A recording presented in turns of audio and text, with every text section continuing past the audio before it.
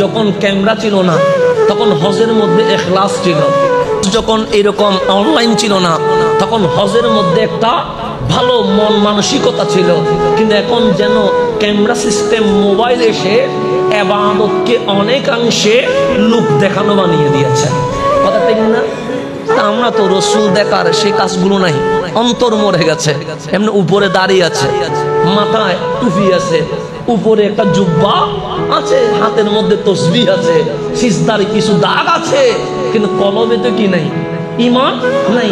তো আজকে আমাদের ইবাদত হয়ে গেছে লোক দেখানো।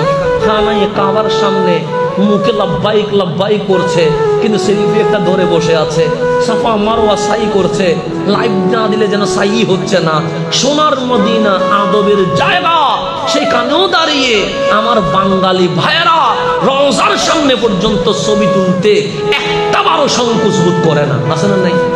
আছে। সেই জন্য যখন মোবাইল ছিল না তখন উলামায়ে কেরাম আশিকে রসুল যখন নবীর দরবারে গিয়েছে, আমার নবীর মোলাকাত হয়ে গেছে।